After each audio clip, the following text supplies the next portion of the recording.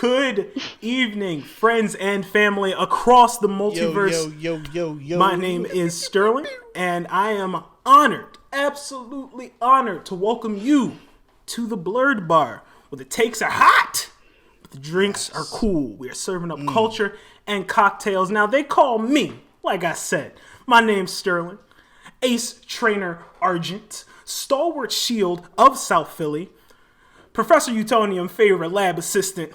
I am Sterling, but I am just one, I tell you, one of your hosts. Okay, I'm coming out of my cage and I'm doing just fine. But this man, blessing us from an archipelago, the land of the rising sun, the stalker of the shadows. Talk to him real quick, okay? Yo! Tizai. Right. Quick note, Professor Utonium, that's a real character? That's the Powerpuff Girls' dad, dog. Oh, Professor... So when you say Professor Utonium, I automatically think you're talking about like Professor Oak or like some new like Pokemon Professor Sycamore lab person. You disrupted the whole vibe. So that's why I was like, oh, who's that? But no, you're definitely right. That's yeah, okay. Anywho, He said, yo! Tizai. Hailing from the land of Sake, Shinobi, and Samurai, the boy is Godzilla personified. No other name but this to go by. It's your boy, Jayhawk. Let's go. Hawk from the heavens. Always. Tentaka. So I'm assuming it's my turn. Tell him, talk to him. Y'all know who it. Y'all got a vague understanding of what's going on. It's Big Dan. Big Dan. Rodan. Coming at you live from the 215. Your comic book connoisseur, your sommelier of sci-fi and superheroes, here again to welcome you to another episode of the Blerd Bar, My Bar Flies. One more time. And as you can see, well, for the listeners who are just listening, we have a guest, very, very, very close personal friend of mine, connoisseur in her own right, a media.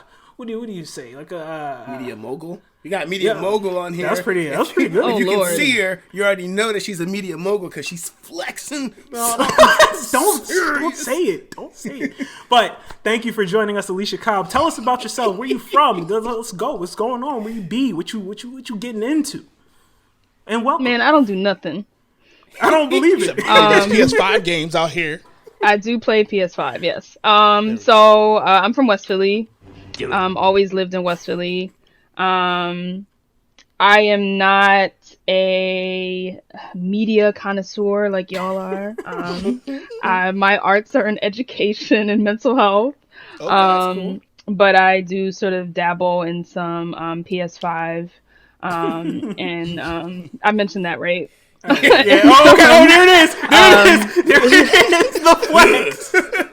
Thank you, Walmart. Lady Escanor over here. But I got a question, Cobb. Very, very first question of the evening. If you feel comfortable, how many hours do you have in Overwatch? Just curious, since you're not, just. I checked last year. I think it's not even at 1,000 yet. I don't think. I think it's probably at 700 to 800 hours, maybe. I don't believe it. I think it's 1,000 easy. I get mixed up between my hours in Overwatch and my hours in Monster Hunter. They're similar. But Overwatch has sort of I've dipped a little. I haven't really been playing it as much. But I don't think I've hit 1,000 yet. So not impressive. No. Rookie numbers. I mean, I can turn on the PS5 and just check real quick if you're okay with that. We gonna get there, but anyway, it's all right. Appreciate welcome. Thank you for joining us. Thank you for inviting me. We're gonna get into our one and currently only segment. Goes a little bit. We're gonna have some booze. We're gonna talk some news, and then we're gonna give maybe a couple reviews. We're gonna talk about it. For right now, for the booze is just kind of a free for all. I don't think we did we maybe it's free for all. It's a free for all. Okay, good. I paid attention during the last meeting. Yeah, there you go. Or the text message earlier today. Josh, what you got? What you drinking, buddy? What you drinking, pal? So I have a mixture of things that I'm just going to be trying throughout the night. You got that stream of base is consciousness? going to be sweet tea.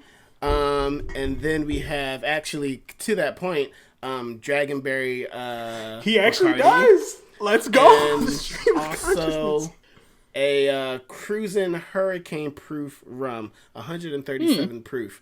So, Wow. You ain't going to That's- work tomorrow, is what you said. I mean, I am because I'm actually in my office right now. Oh, hey, mixing up the work and the play. Okay, all right. Wake I up, see you. drank, Pull up. That's what I'm sipping on. drank. What you got, Big Dan? What are we looking at over there? My bottle is all the way at the end of the bar since I'm by myself here. But in my drinking horn, is some Terramana tequila. Shout out to the Rock. With some peach lemonade. Nice. So you together, y'all kind of got the stream of consciousness, like from a bit, yeah. distance. A little bit. And, What you got, Cobb? What you sipping on? So today I have some Gentleman Jack Daniels today. Oh, I've heard of that. Yeah. I'm really big on that. And I also bought this a while ago, an ice tray where it's like the balls of ice, which are apparently good for whiskey cups. For whiskey. Personally, I'm not like a big fan of cold. That's not flexing. Relax. She got drinking. the circular ice. It's Gentleman's literally ice. JD, PS5s. It's wonderful out here. Are you actually in front of a fireplace? You actually got a robe on? Oh, hey. Didn't see it. I do not. I do not. I'm not a fan of cold alcohol, but I figured I'd try it since I bought it, and I already don't like it. At least we know where you So my next cup will not have ice in it. next. All right, we in here. I have. Is that they call that neat, right? Yes. Neat. Whiskey Yeah. Is the way to go, especially with whiskeys. Way to go. Shout out to you. Thank you. Very neat. I have mead here. This is going to be from Melvino. This is Boku, which is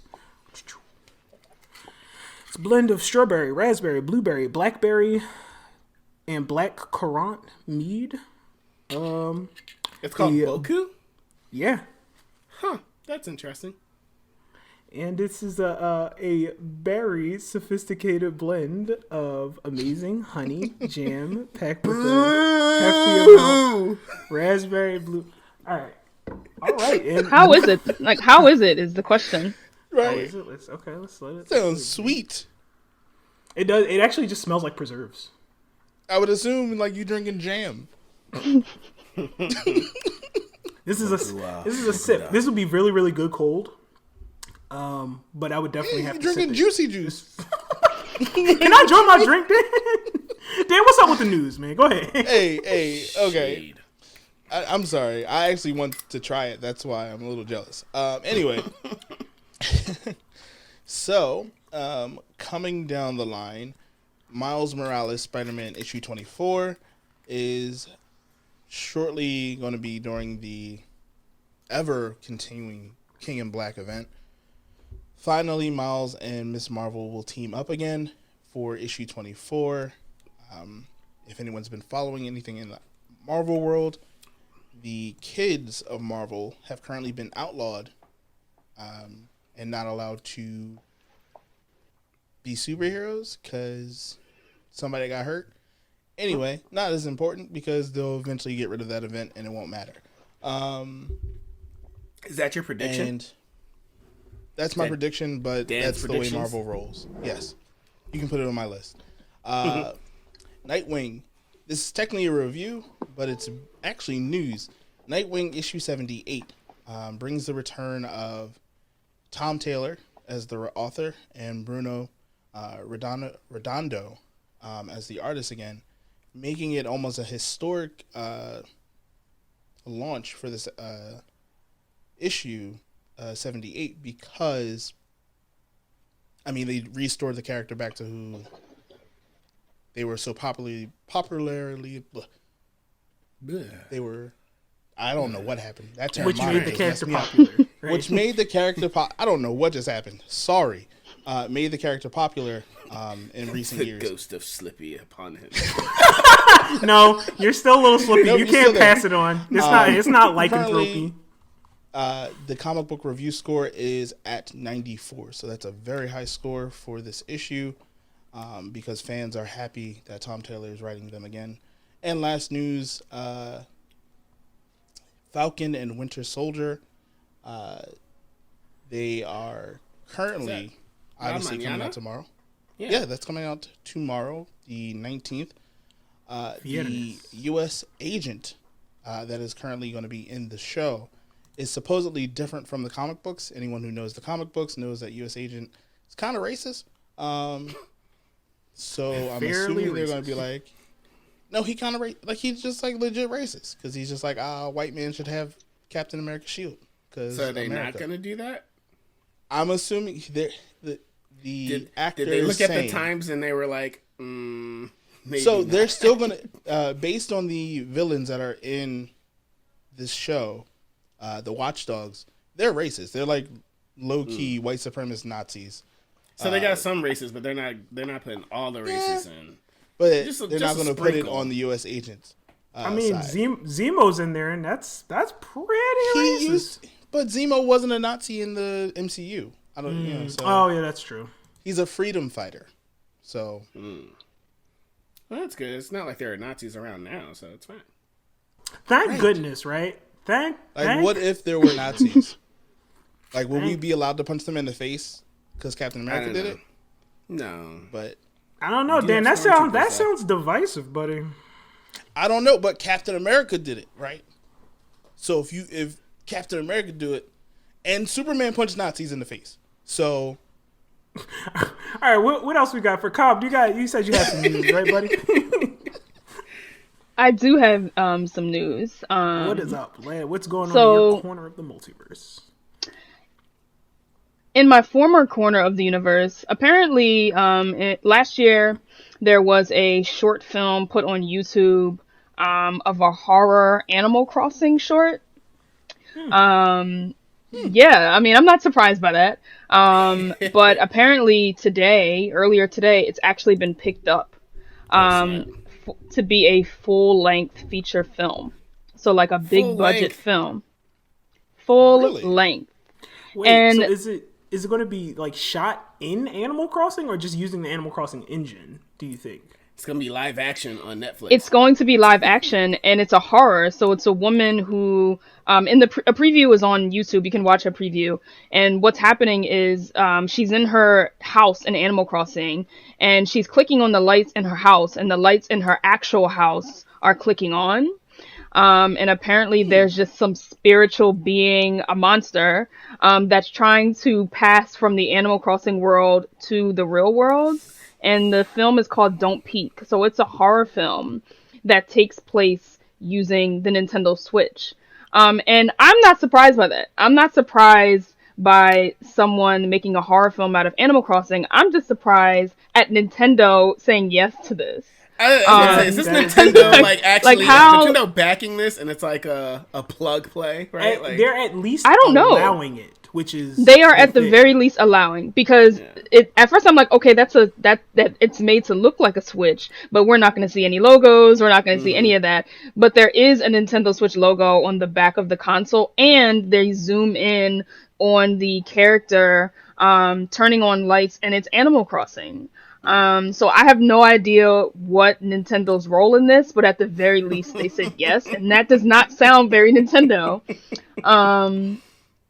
And the cinematography is great, by the way. It looks pretty cool. So I'm really excited to see this. I don't know when it's coming out, but it looks very scary. Right. Are you a fan of horror, Cobb? I like the idea of horror. Physically, I just can't stand horror. My body won't allow me to enjoy horror. Like my fight or flight. I appreciated that. Fight or flight just kicks in. But I do enjoy some really, really good horror. Supernatural horror, to be more specific. So that's first thing. Second thing, really quick, is Square Enix did their Look at Me presentation today, or look at this is what we're about to do presentation today. And I think that they announced a video game called Forspoken, where it will be Square Enix's first black female protagonist. The motion capture is of a black female actor. And I think that it was on E3 or the PlayStation Experience called like Project Atria or something like that. So they finally named it, and I think it takes place in the forest where there are dragons. And the protagonist is a black woman, and that is major. Because out of however long Square Enix and Squaresoft have been around, there has never been a black female protagonist that I can think of. So that's pretty big. That's huge. Yeah. That's what I got. Thank you. I think you said Project Athea? Project Athea, yes. Yep. So now it's been named. Supposed to be coming out 2022. That's fun. It's going to be good. Yes. So I think this is a great exercise in, I guess, going over news before we record, because you took my news. That's me. I took your news. Yeah, all I had was the Sony conference. But piggybacking off the Sony conference, that means Cobb has taken Sterling's place, and next time on the Blerd Bar, we're gonna see Cobb's. It's gonna be great. We're gonna see just how slippy gonna get. How disappointing. No, Cobb, you're legit. Stop it. But in these, piggybacking off the Sony conference, Life is Strange True Colors, which is the third installment of the Life is Strange series. We got Ballin' Wonderworld, which is just a lot going on. Like, it's like Katamari level. It's not a game similar to Katamari, but it's just the sheer amount of like objects on the screen. It's just like, it's a lot going on, man. We're going to link all of this so you guys can read through it. But piggybacking off of the Square Enix wave, The World Ends With You, the animation, begins April 9th, and that's going to be big hype. And then we also have Neo, The World Ends With You, which is going to be the prequel game for, I think it's for everything, if I'm right. I think it's Switch, PlayStation, at least Switch and PlayStation, which is fascinating. And that is dropping in the summer of 2021. And that will be all for my news. Let's get into reviews. What have we been watching? What have we got? I don't got no news. Oh, I'm so sorry. I'm so sorry. You running the show, so I guess I ain't got no. Little Slippy got no news, everybody. I dropped the ball. That was me. I'm sorry. Please. Real quick. First off, there's actually a lot of news, but first off, live action Cowboy Bebop Netflix series wrapped up season 1 filming. So you have John Cho as Spike, Mustafa Shakir as Jet, Daniela Pineda as Faye, and Alex Hassel as Vicious. John Cho, I'm sure you recognize from all the Harold and Kumar movies, Star Trek movies, and The First American Pie. You've probably seen Daniela Pineda in Jurassic World: Fallen Kingdom. Which I have not watched yet. Me either. But, I mean, if you watched the last episode, you know. If you've seen Luke Cage, you saw Mustafa Shakir play John McIver. Bushmaster. Sure. Alex Hassel is an English actor, and I unfortunately could not find any works to point to that you might know him from. So, he here now, though. As of right now, there isn't any news on when it will be hitting Netflix, but allegedly there's already a second season in the works. So, Netflix is doubling down. They're like, this is going to be a thing. We will see. Compilation for movie. 2 seasons. Right. Well, you never know, because if the first season tanks, they might just be like, I see what you did there. That's funny. Good one. I didn't even. But yeah, well done. Yo, get this man the applause button. Yo. I need you to know it was not intentional. It wasn't. But yeah, if it doesn't do well, then they probably will just pull it. Netflix will pull it. Yes, they will. Yeah. So we'll see. Compilation movie for Space Battleship Yamato set to be released in Japan on June 11th of this year. The 120-minute film is based on the 2 installments of the Yamato franchise, Space Battleship Yamato 2199 and Space Battleship Yamato 2202, Warriors of Love. If you haven't seen Space Battleship Yamato, it's very much a space odyssey. It's a good story. But I would say if it doesn't catch I give it the 5 episode rule. If you're not really invested in it within 5 episodes, 10 if you really want to give it a go, then it's probably not your jive. But I thought it was very interesting and very cool. Moving on. After a record-breaking opening day on March 8th, Evangelion earned $10.7 million on its first Saturday and Sunday. In the 7 days of it being out, the film has amassed $30.58 million. So that's really dope. I'm really excited for that. I really do want to... I hope it does at least as well as Demon Slayer. I'd be very surprised if it doesn't because of just the fan base of it. Excuse me. But we'll see how that goes. And that's a segue into the biggest news for anime. I mean, if you're American. Demon Slayer movie will arrive in theaters in North America, subbed and dubbed on April... Wait. April... Are we seeing the sub or the dub? Like, as a collective here, as the Blerd Bar. So... Hold on. Let me finish my news and then we'll get to that. Okay. Subbed and dubbed on April 23rd, on April 23rd and June 22nd, maybe? Tickets on sale April 9th at Funimation's website.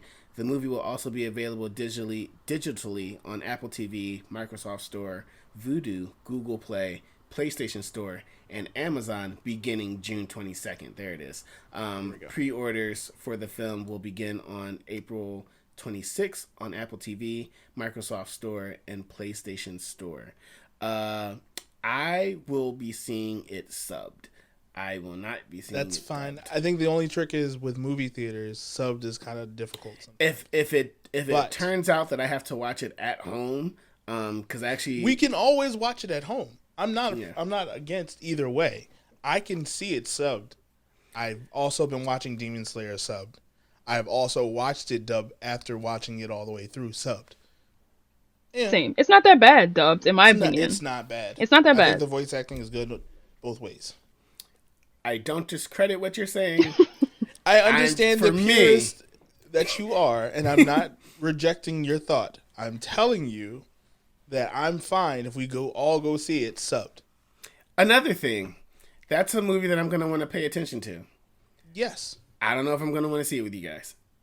First of all, What? we've all seen it. We watched the show. Wait, what? This is all right. This was a conversation we had off the podcast. Josh also does not want to watch the King Kong versus Godzilla Godzilla versus Kong with us because he wants to pay attention to it all the way through. Well, no, that's just because I want to compare feelings. We draw your That's just attention because away. feelings. That's just because of feelings. I mean, That's fine, but like the we Demon draw Slayer your attention movie, too much. That's what I you're think saying. we would be talking. I don't think so. I feel like I've been to movies and we haven't talked all the way through movies. We've been to countless movies. I feel hurt right now. This is I not am a also conversation we had hurt. on the podcast. This is not a conversation we had on the podcast. I see your boundary and I respect it, Respect that boundary. but I am also hurt. This Nah, is the thing. I feel Deal with real it. betrayed right now. I don't know I why. enjoy spending time with you guys. Nope. Don't worry about I it. We'll talk don't about want this to later. enjoy. All right, We'll talk about this at home. Okay. We'll talk about this in the car. All right, it's fine. We'll talk about this in the car. I'm not talking about this right now. But yeah, that's all the news I have. We're recording right now. That's enough. Oh man! Oh, it's me. It's time for some reviews. Let's talk about reviews. Besides the reviews of my heart, Right. which is the review as it is in Shattered. Cobb, what you been watching, buddy? What you been watching? What you been playing? What's going on? Walk us through your world. What are you enjoying right now? Or not so I enjoying? recently not enjoying. So I've been enjoying playing Control. It was a game that came out on PS4 last year, and it recently was free on PlayStation Plus, I believe, last month. So I downloaded it and I decided to just try it because I think it may have gotten a 4K update for the PS5. So I decided to play it. I'm just telling you why I decided to play it because it looked kind of boring to me. So I tried it and it's actually like it's pretty cool. Like I really enjoyed the shooting. It kind of reminds me of Destiny a little bit. It's made by the same people that made Alan Wake and Max Payne, if anyone played those before. And it's basically just like this.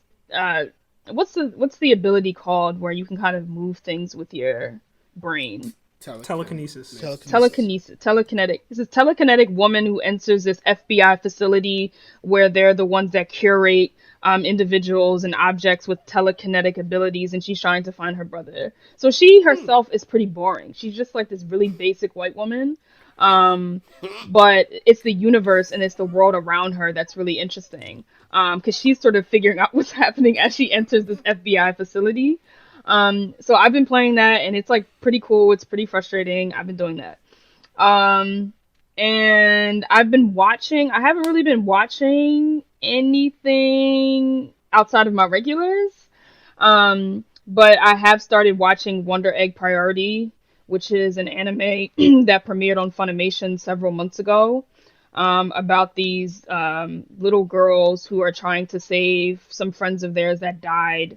And they have to sort of enter this video game alternate universe in their dreams and like save this girl in order to rack up points to save their friend who died, or bring them back to life. It really covers a lot of things like trauma, bullying, sexuality, and it's like really, really deep. But the animation makes it look very, very cute.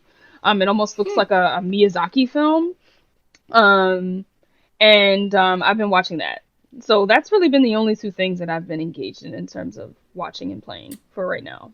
So that sounds kind of like Madoka meets Gantz, like meets No Game, No Life, like amalgam. Yes, it has some Gantz qualities to it because they have to enter this universe and win. They have to win in order to get the chance at saving their friend that died. Many of them died by suicide. So it's really, really dark. It doesn't present that way physically as like when you visually as dark, but it is.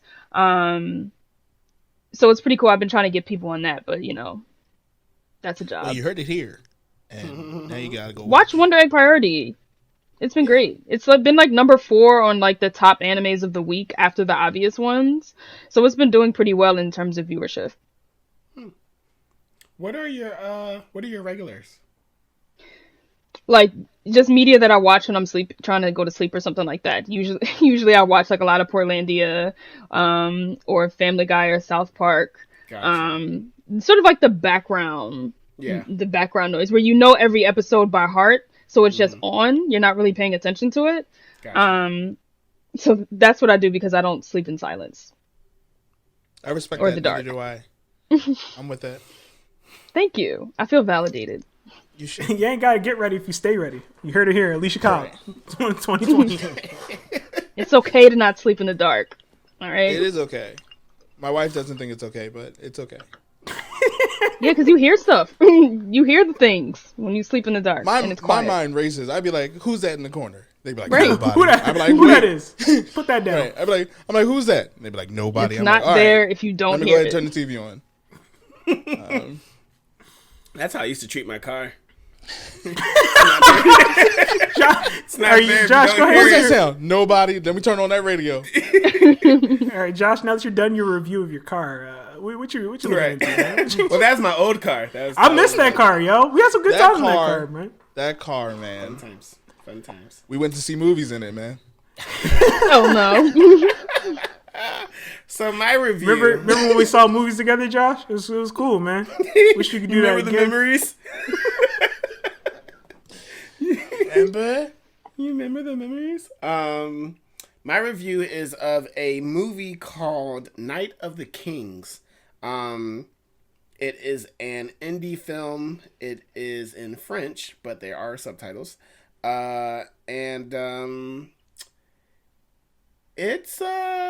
It's cool. I enjoyed it, but it is an indie film. That's all I can really say without going into like massive detail. But if you haven't heard of it, a guy from I believe it's the Ivory Coast, he gets thrown into a jail and he has to tell stories to save his life. That's all I'm gonna say. The old Shahrazad. Where is this viewable? So I viewed it through Vudu, but I think it is on multiple places. Not Netflix. It might be on Amazon Prime, but like, you just Google it, you'll find it. Is it $3.99? I don't believe so. I paid for it, but I paid like $4.50 or something like that, like $5. Oh, that's Stimmy. That's Stimmy backing it on. Stimmy That is a flex. Paying some I'm out here buying indie movies. But out of 5, I give it a 3.7. I was entertained, but it's still an indie film. For it is what it is. It's an indie film, so 3.7. That's all I got. Cool. Big Dan? So outside of like the regular stuff, I'm mostly caught up on Black Clover, so waiting for those final episodes. They sigh. But I'm at peace with it because they did some weird changes in art and character design for this last season, and I'm just like, I wasn't here for it.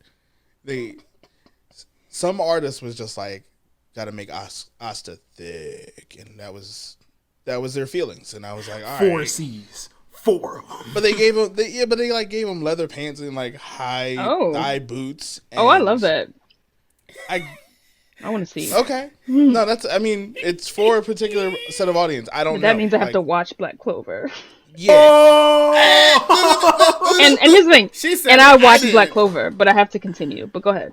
No, that's fair. A lot of people kind of gave up on the show, and I could see where people would have given up. And I was just like, it's an anime that I don't really watch animes because I often read comic books or watch Marvel stuff. So this was like sort of my reintroduction to anime.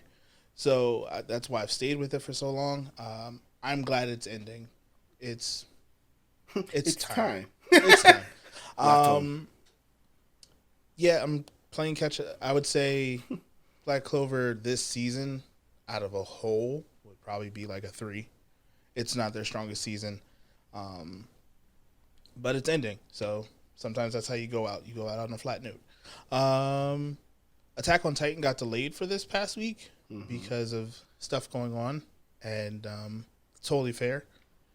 And there was just there's a lot of stuff going on, and just in general and in life and stuff going on in Atlanta. Stormtroopers. Yeah, so I'm trying to say all this stuff without triggering myself. So, Troopers gonna troop, man. Troopers gonna troop. Are we really calling them troopers from now on? Like stormtroopers? I am. That's fine. Josh is. Josh is like, I don't know about the rest of y'all. But anyway, I watched the South Park Vaccination special, which came out last week. But I watched it this past weekend. Interesting stuff. They don't do anything outside of their South Park frame of work. I was literally about to say, it's like, still South Park is still kicking. I feel like I'm gonna be like 10 years from now and be like, oh yeah, South Park's still doing that. Yeah, okay. they have not caved at all. Yeah, but you know what? What was funny was this episode felt almost like a swan song, and that's interesting for me because sometimes you watch certain things and you're like, oh, they know they're wrapping up, but this was like almost like a get back to normal South Park, but then it was also like, hey, if we don't come back, just know we went out being South Park. So that's how I feel about it. I haven't watched any movies. I was going to watch the Snyder Cut. It's 4 hours. I am waiting. You got a plan. Like you gotta plot it out. Yeah, you gotta plot stuff out. And I was like, there's no way I can watch this in between work and then try to be ready for the Blerd Bar today. And I was just like, next week maybe. I have watched it over a series of 8 days. And then a half hour a day.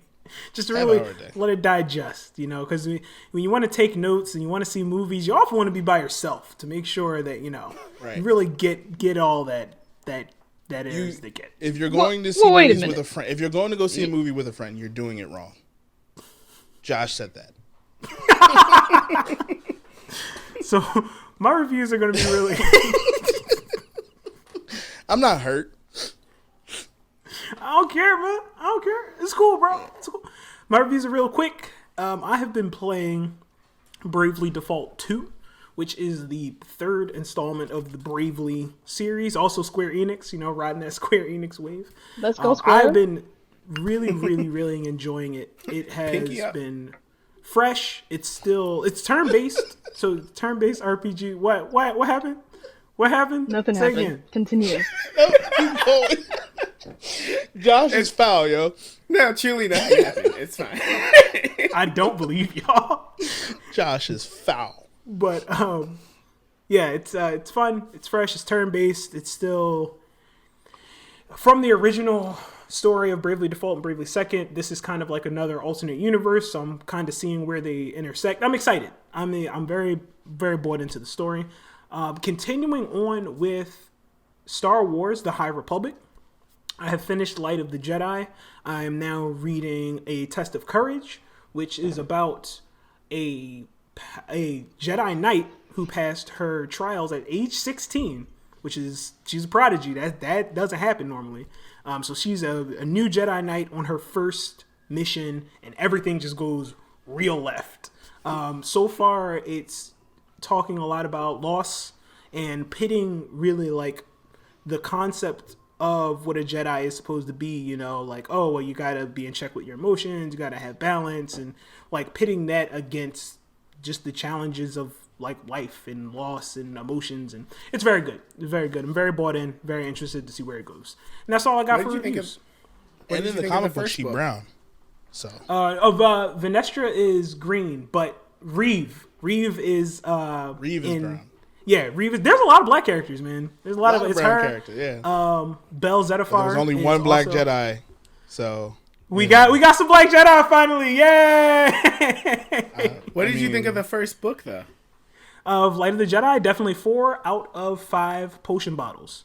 It did its job. It was setting up, because it's setting up like everything about the High Republic, the comic series, the rest of the novels, everything. It was one of those books with like fragmented point of views, so it was switching between a lot of characters.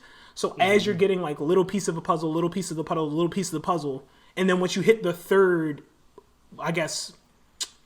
section of the book, that's when the climax and all of these pieces comes together really, really, really cool, and then also sets up to be like, because this antagonist, like, you're not really sure who the antagonist is, and then when it's revealed, it's like, yo, who is Bull? Like, what is this? So, like, you're really bought into where it's going to go. So, 4 out of 5 on Light of the Jedi. The High Republic comics just look really, really cool. So great. They're so great. Yeah, Jedi Master Chris just did, like, some... It's wild, man. You should check it out. 4 out of 5. 4 out of 5 potion bottles. But we are... If there are no other objections, if I didn't forget anything. I had a question. Yes. So, Josh, you were talking about Cowboy Bebop live action. Did they announce the actor for Ed? It doesn't seem like they're going to have that person. Or if they are, they're not getting a credit as of right now. They're going to be CGI. I wonder. No, they're going to... There's going to be an actor? It's going to be fast. I mean, well, we don't know what they're doing, but it's going to be... a choice is going to have to be made. A choice is definitely going to have to be made. I think the fact that they have Vicious, like, we know we're going to do Vicious. Yeah. I think it's going to focus more on him being, like, the big bad and them just going through that, which is... Sure, if you've watched the last 2 episodes or last couple episodes of Cowboy Bebop or the last half of it, it's like, okay, I guess. But it's like, it's just, when we heard that they were doing a live action of Cowboy Bebop, it's kind of like, but why though? Because they have not to. Necessary. It's not necessary. The original is great in its own right. You didn't have to cash grab. You could have remastered it, and we still would have paid for see that. But to do a live action, right? It's like, this is obviously a cash grab, and I don't think people are gonna be I leave my reservation to see if people will be happy with the final product. But there's no way. The intent is obviously to get people who don't watch anime to watch this. Hence the casting. Otherwise, you would have just got okay actors and told a good story.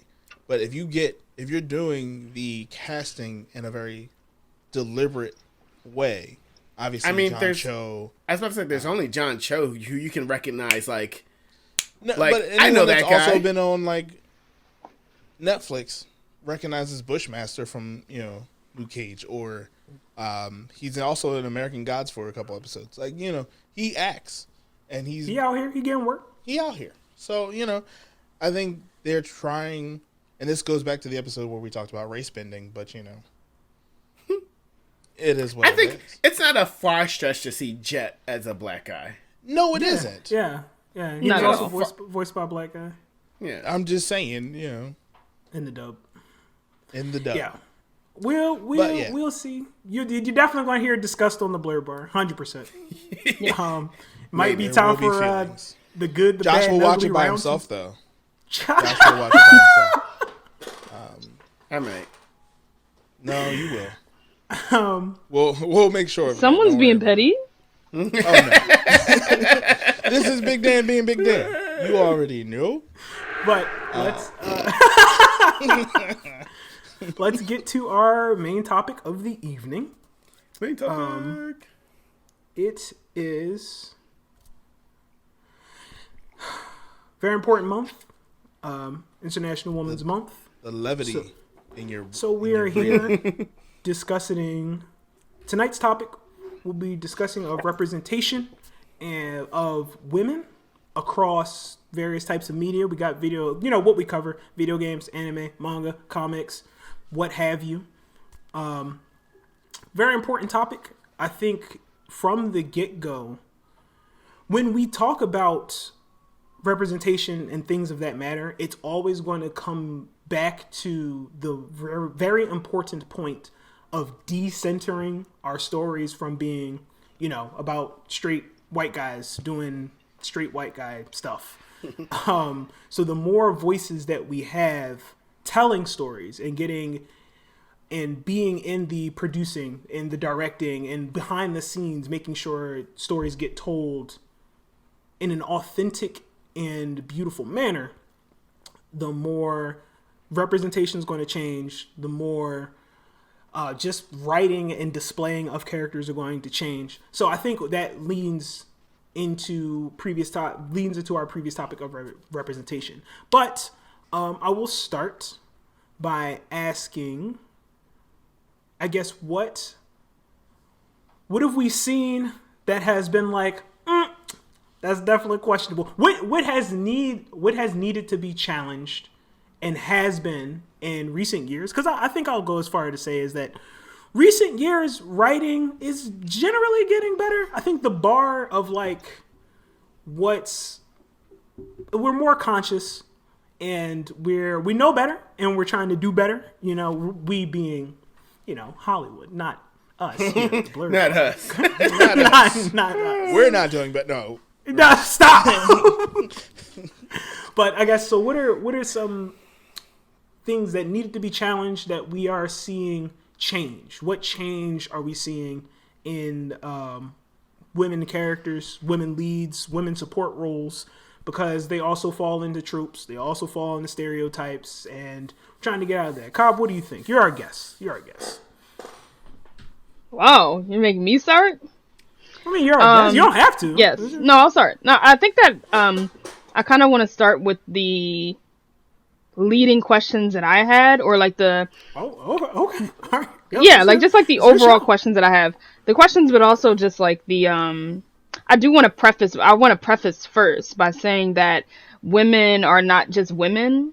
So usually when we're talking about representation of women across media, usually it's the women that are sort of getting the opportunity to see themselves represented are generally straight white women. Mm. And I do want to say that me, who sort of enjoys talking a lot about video games, we do see a major increase in strong female protagonists, even strong female supporting characters, but they're white women. So I do want to preface by saying that when I say women, when I'm talking about female representation, what I see is white women, but I'm gonna have to constantly say like, well, yeah, we see an increase in women being represented, but what about the other women? What about the women across different intersections that are not being represented? So I think that that's really, really important. It's also really, really important, I think, to think about what representation does for us. Like, what's the purpose of representation? What does it really do? Does it matter who it comes from? Does it matter who is being represented? Does it matter who the writer is? Is it just simply seeing someone that looks like us enough? So I find myself thinking a lot about that. But overall, I mean, I think that, I haven't been on this earth for a very long time, but I think that just in terms of writing, in terms of characterization, in terms of just seeing more women, there has been like a major increase.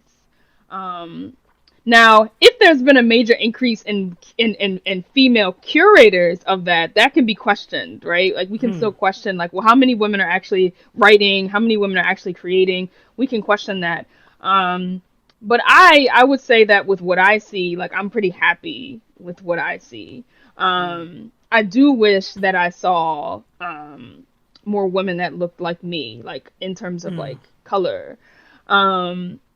And that's something I really, really want to be conscious of, is who gets to be represented first. And I can obviously go down the list of all the different female anime characters, all the different female video game characters that we see that are very powerful. But I think that what's really, really important for me when it comes to being represented in media is I don't really have a problem with like this idea of women being over-sexualized or anything like that. Like, I don't have a problem with that. I don't have a problem with Bayonetta. You know, I love Bayonetta. What I have a problem with is when the value of a character, or when what a character has to offer is the scope of that is limited to their bodies or our bodies. That's what I have a problem with. I'm fine with like the diversifying females and their bodies, in our experiences. Like, I'm fine with seeing like a Max from Life is Strange versus a Bayonetta. I'm fine with that. Like, I'm good with seeing the gamut, because we see that with male characters. We see all types of male characters. But I think that especially early on in gaming and in anime, I think is like an entire different, like, anime is like, we can talk about that. That could be another episode. We'll that's another episode, right? Don't worry about that. Anime is moving slightly slower, but that's okay. I think that like, yes, I'm okay with seeing an overly sexualized character, but a character that is still seen as powerful, a character's that abilities are not limited simply because she is presented physically a certain way. And I really just don't like the scope being so narrow. So I'm okay with like diversifying women in video games. That's what's really important to me. So that's really what I have to say about, like, generally speaking, not specifically speaking, of what I'd like to see, or what I enjoy seeing with women in different forms of media, music included. And once again, a whole other episode. Yes, music is like a whole nother. But what I do want to say is that, like, media, different media platforms, they reflect like real life.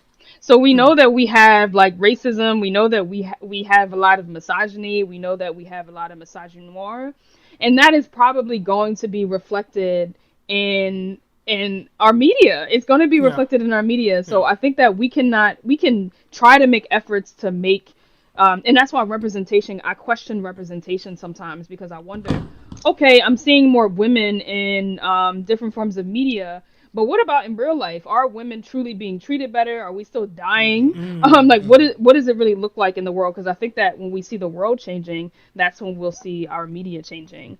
Is it pandering or is it inclusive? Stormtrooper. Is it pandering or is it being inclusive? Right. And I think that that was really such a great discussion that I wish I was a part of. But yes, the two, like, the line between the two can sometimes be very, very thin. Yeah. But I think it definitely, your point about intersectionality is very, very heavy. Like there is no way we can have discussion of representation. There's no way we can have these evaluations without talking about intersectionality. That's very, very true. And the stories that we build do come from our experiences as well. So also a very strong question about like what's changing, what's going on for real, you know, behind like the materially what's changing for me. Yeah. Like something that I can touch, not just something that I can see. That's real. It's a very solid question. I have a question for you, if I may, of course. Okay. Just going back to the days of young Cobb, who are some characters that you did see yourself in growing up?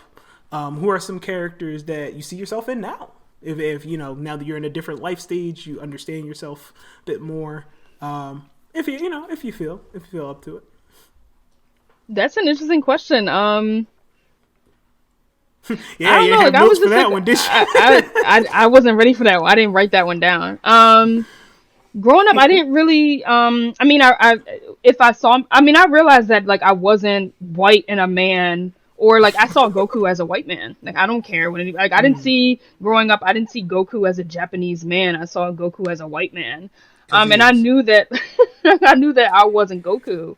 But because I just did not see any women, I just would identify more with the male characters. I was like, I'm Goku or I'm Gohan. So I would say that was who I was. So no, I didn't really see many or engage in watching a lot of media where I felt like I was being represented. So I did feel like I had a bit of an identity crisis when it came to video games and anime. I always felt outside of it.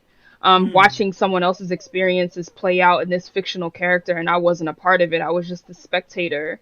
So no, I didn't really, even in media that had women, I still didn't really like when it comes to Sailor Moon, like I still didn't see myself as any of the Sailor Guardians. Like I just didn't see it because I think that I may have seen my race first. So when I didn't see that, I was able to still engage in it and enjoy it, but I always was like, well, that's not me. And I think that was like really, really tragic to like not, and a lot of like of the dominant culture, like white people, like white men, they don't know what it's like to not see themselves. So when I say like, yo, like a very, very important moment for me was seeing Vivian from Dragon Age Inquisition. That was really, really important for me. I still think that she's like the best designed black female character in video games. I think maybe The Last of Us may, compete with that a little bit. But Vivian from and I do want to talk about The Last of Us, but Vivian from Dragon Age was so important because she looked like a black woman and she was powerful. So it wasn't until I got older when I really started to kind of see characters that I could identify with, that, and also that didn't necessarily need to be black either. So Vivian from Dragon Age. I really bang with Ellie from The Last of Us. I really like some of the more recent and modern female characters, like Aloy, and also from anime, like some Full Metal Alchemist is my favorite anime. Now the females in Full Metal Alchemist were a bit questionable, I think. Some of them risky. Wait, even Armstrong? Armstrong was I think the greatest. Dope. I think Armstrong was the greatest, and she was such a minor character in the anime, at least. And she she was great, but I think many of the other female characters, the few female characters, and Izumi Curtis was also awesome too. But Fullmetal Alchemist, I think, fell short. I think that Attack on Titan has some pretty good female characters. Miyazaki Films has really, really good female characters.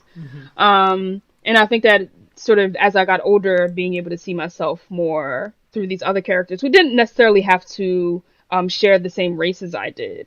But I would say that seeing another girl have these struggles that are different from mine or similar to mine was important.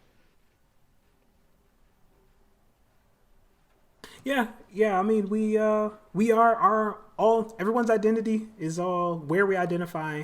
There's a bunch of things. It's like this great patchwork. So yeah, we might not hit every single one across the board, but we can still vibe. you know. Yeah, like, and obviously we're just talking about race and gender, and that in itself is really small. So we can talk about all the different gender, all the different identities, intersecting identities that aren't being represented at all. And we can talk about that, but I am interested in knowing sort of. Go ahead. I'm sorry. Oh yeah, it's super quick thing. It's really small, but in Jujutsu Kaisen, there's a character, Miwa. She has the blue hat. Why are you rolling your eyes, dog? It's great. It's great. I just can't get into it. It's kind of lame. Sorry. Really? Why though? Sorry. I'm interested. Well, we're not talking about that now. But we're not talking about that. There's a character in Jujutsu Kaisen, but Jujutsu Kaisen is also full of powerful ladies. A character, Miwa, and her whole motivation is like, I got siblings at home. And I'm poor, and we need money, and that's just it. And it was like super short because she's not a main character, and I was just like, I vibe with that. Like that one part of being sacrificial for your siblings. Dan, I know you vibe with it. Oh, they would tell you otherwise at the moment, but.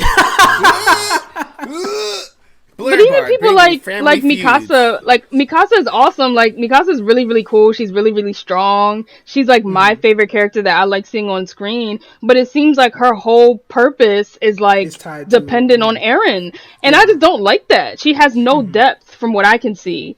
And it's like she's the character that I feel like fell short the most. When it's like, yo, after all these seasons, she's still only doing it for this man, and it really just bothered me so much because I feel like she can offer. Here, she can offer so much more. Like they gave us nothing. And I don't know. Aaron, you ain't shit. Your mama ain't shit. Your mama know you ain't shit. All right. So I will say, in the defense of Mikasa's character, Mikasa. They say Mikasa in the anime. Dub. Well then. In dub. Not dub. Y'all over here simping, yo. The sub. I've been watching subbed. So anyway, but Mikasa, whatever. Mikasa, all right? Tsukasa. I don't know what you want me to say. Anyway, they've added the elements in the last season of, her obviously being more important outside of just protecting Eren. But I do understand the difficulty that often creates when you make the number 2 character. She's not the main character. So, she's still a part of the main characters, but not the main character. So, most times when that's the case, you are coming in as a support role. You're not often independent, of your own identity because you're... I mean, that's just how any character gets written. It's true. You're not the main character. So, you're true. Unfortunately, I think... But... Okay, go ahead. No, I mean, I think it's important to identify that because sometimes... I think the expectation might be for us to make these people main characters when the author or creator did not do that. Right. So what do you do to solve that problem? You solve that problem by making those characters the main character of their own story. Otherwise, they do fall in behind the straight white man or straight male character or whoever it is and get lost in the sauce. You know they have the sauce, they have garlic, but you don't see them. I would say my only pushback to that is that, what's his name? The little blonde-haired kid. Armin. That's exactly what I was about to say, yeah. Is like, he's not the main character, but he's put into a major role because, he's smart. He got the strategy. He, can think. He can can act outside of his own. He can act on his own. Exactly. Also, he has internal dialogue. All the other supporting characters have internal dialogue except her. Like, Levi has it. Armin has it. Right, but I think that's taking away from her potential as a character that's been alive for this many seasons. Like we don't hear her thinking. She's also a killer. No, because she's a straight up killer. That's all. That's her so thought lame. Process is her just being a killer. I get all for that man, but I'm saying at least we hear Armin thinking. We hear Armin thinking. I'm not arguing with you. No, I'm with you on that. I agree. Now I'm trying to go back in my memory reserves and see if I've ever heard her do an internal dialogue, but I don't think I ever had. I think all of her internal dialogue. If you have, it's very short. It's been Aaron's name. It's been her saying Aaron's name. Yes, it has been. Or how she can kill the Titan. Y'all have a blessed night.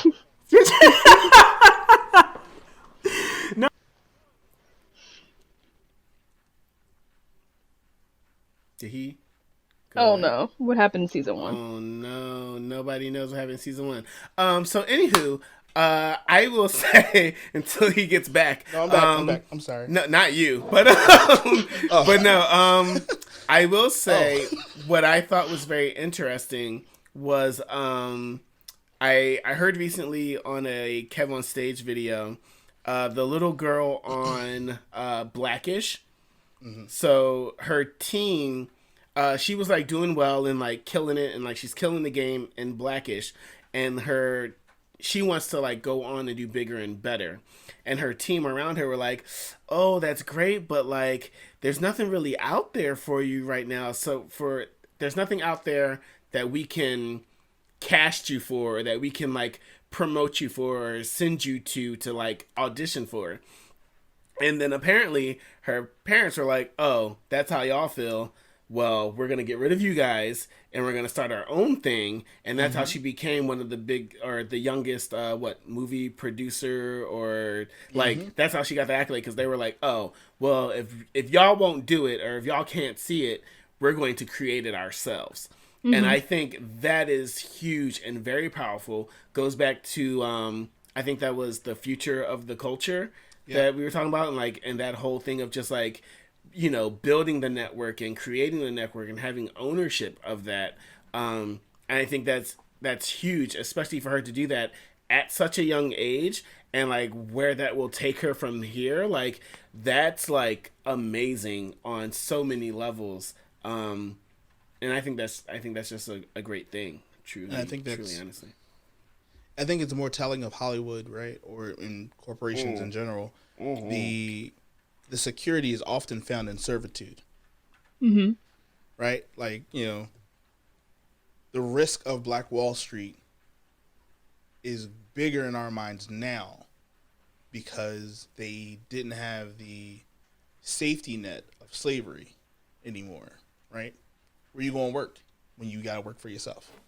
Mm-hmm. Or, you know, where you going to go when the last house you had was a shed? And, you know, so I think it's important, even now, just, we're talking about, womanhood, but at the same time, like it's still relevant, because sometimes you just have to tell your own story. Mm-hmm. That's the only way it works. You know, Harriet Tubman didn't wait for the white man to pick up a gun and save her, or a black man. For that, and that's sometimes the story that has to be told, is that I can't wait. I can't wait for somebody else to show up and then tell my story, because then they get to take credit. Mm-hmm. They become my safety net. And I think it's, very, once again, telling in media that, you have these male creators writing women. You might consult somebody on it. Mm-hmm. You might even consult an anatomy book and make boobs that aren't unrealistic, but at the same time, it's dangerous. It's a dangerous path to walk. Said no anime writer or artist, right? Artist ever. But because it, like comic books, right? Like now, that used to be the vibe, right? The unitard, maybe a scarf tied around the waist, legs was out. You might have had a heel. You might have had a thigh-high boot. Might. Definitely had a heel. How else were they going to know that you were a woman? How would they know you were a superhero, right? Yes. You talking about Power Girl? No. I mean, yeah. Yes. For sure. No, but yes. Yeah. Well, yes, but actually no.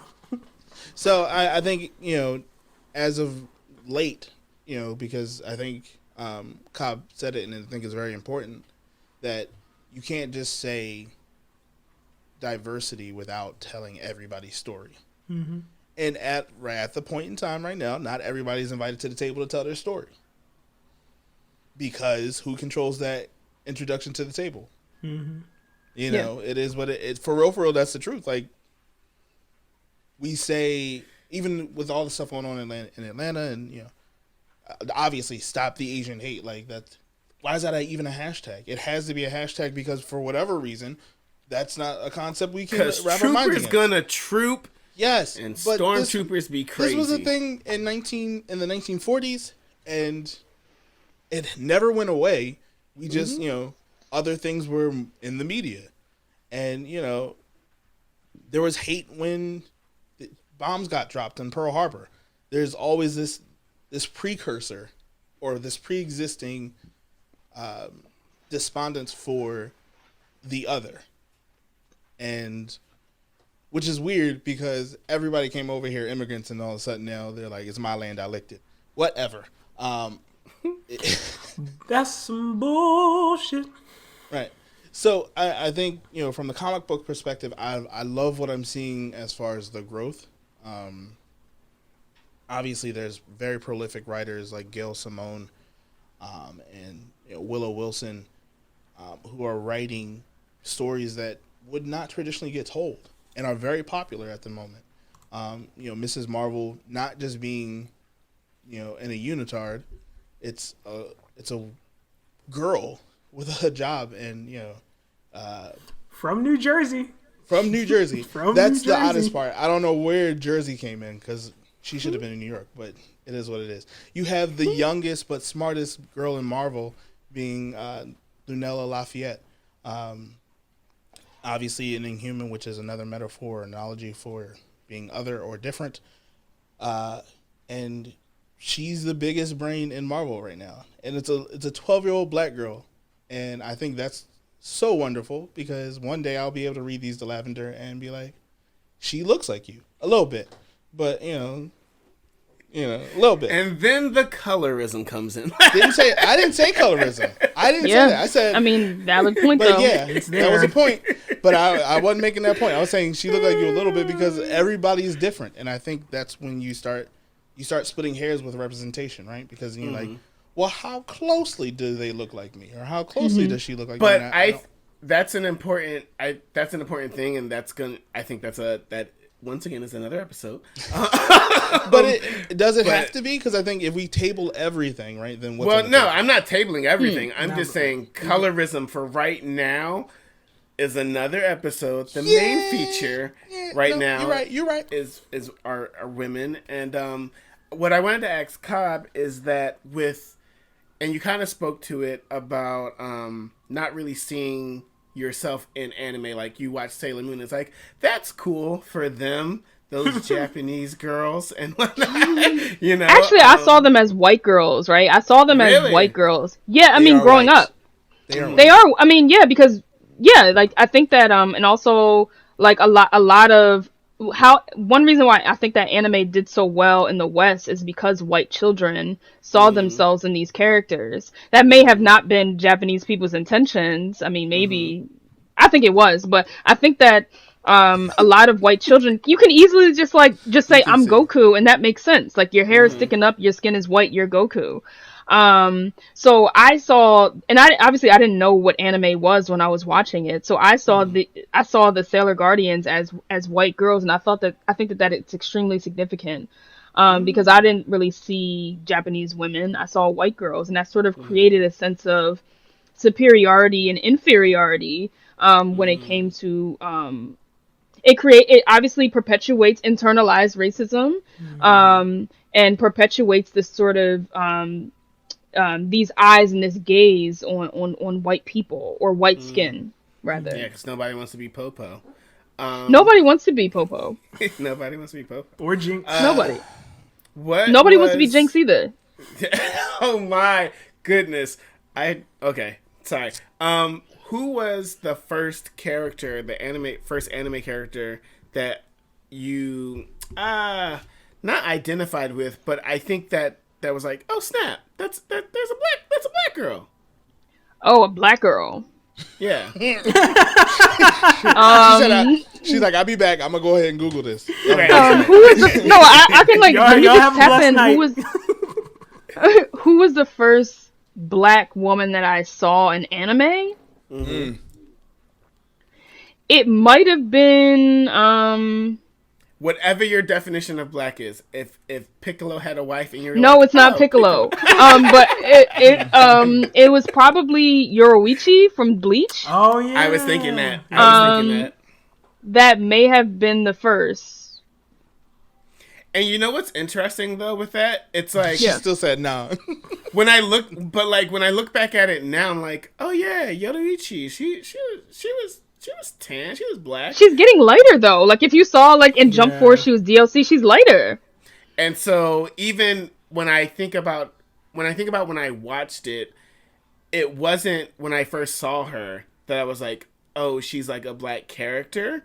It was later on. It might have been like years from me first watching Bleach, and like it was February, and they were like, shout out to all the black characters. Right. And, like, she was featured. I was like, Yeah, and half of those characters were not. Yeah, that's definitely a thing that happens. Like right. with The reach the to guy. be to feel included is so. Othering. It's just Yeah, yes. natural othering. That's how we are. No, Yes. mean, even just the concept of the Gaia, which is like is just a really super tanned person. So then it gets weird specifically in anime because it's like, okay, like they did one of those for shout out to all the black characters, and there was this one character from Food Wars. This is definitely not black. It's just like very tanned, and that's like a thing. Yeah. And it's just like. But I guess we was just taking them. People think that Mugen is black from Samurai Champloo. Yo, let us have that boy. It's fine. I mean, all right. Y'all can have him. I mean, I think he's just from this island on Japan or something. Yeah. But Right, that was they probably came from a family of workers that was poor. But if y'all want to take him as black, that's cool. I used to really try for Sailor Pluto to be black. Because she was darker than other. Yeah, she was darker than all the other Sailor Guardians, at least in the manga. They do stuff with her But she's not. skin tone all the time. It's all the very time. weird, All the time. Like, she goes from white to black, literally. And it's like, no, Alicia, she's not black. Like, Japanese people are not interested in seeing you represented unless it's like Sister Crone or something. And that was an awful representation of a black woman from a Promised Neverland. But there was also a black girl in Hunter x Hunter that had like 3 minutes on screen. I was about to say She had 12 minutes. She had more than 3 minutes. She had Give her 12 some minutes. credit. It Give was her some 12. credit. It's a She total of gets 12 minutes. cosplayed because She people does get recognize- cosplayed. But she gets got cosplayed. 12 minutes. I was about to 12 actually minutes. bring her. I was actually about to bring her up because even though it's cool, because I remember she was the first one that I was like, "Oh snap!" It's no question. That's That's definitely a black girl. Yeah, Yes. that's- Not there's just the skin. Not just the yeah, skin. like, Right. Like she's definitely a black girl, and I was like, "That's cool." She's a servant of a very rich assassin family. Yes. Who are very white. How do I feel about from this? the mountains of Caucasus? The dissonance is real. Like, It's real. That's Same with Sister right. Crone. Like she's pretty much a servant. She's a mammy. Sister Crone is a mammy who has all the characteristics of the black mammy. And it's just it really is disappointing to the point where I'm like, well, does representation really matter if it's gonna look like this? If it's gonna be like this? If you're gonna get it wrong? Do you count that as representation when it's stereotype? It's their representation of what we look like. It's not my representation, but this is how Japanese people see black women. And it's at a point where it's like, I remember people used to say like, oh, these other countries that portray black people, they're just basing it off of, white American media. But it's like, no, after a point, it's like, yo, like, no. Right. No, You y'all could are also look artists. elsewhere.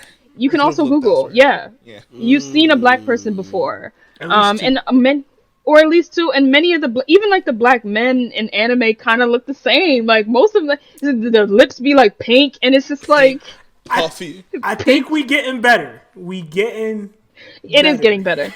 Because we got It is. Simon. They finally are looking at they're using Google. But it just I was about to say, I I can't really think yeah. of many black guys, but that's not today's episode. That's But, true. There are a few. But yeah, I think it's very interesting to look at the characters, and I guess because Hunter x Hunter, that's an old one, Yeah. right? And for them to have her in that, I was like, that's really cool because she is so authentically and obviously a black character. Yes. then And you have- strong. Yeah, but Yes. then Bleach came out years later, and it's like, Yoruichi, I guess you're Holobell. black.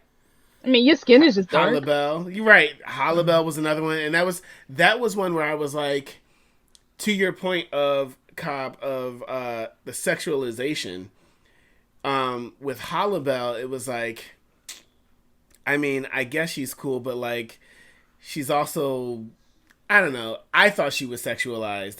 Oh yeah, her she, titties like, was just out. Unzipped. It was just out. Yeah, and I was just like, that's not cool. And it's just like, it's I remember there was a show, I think it's called Samurai Brides or Samurai something, where it's like a bunch of ladies are, they have to get married, right?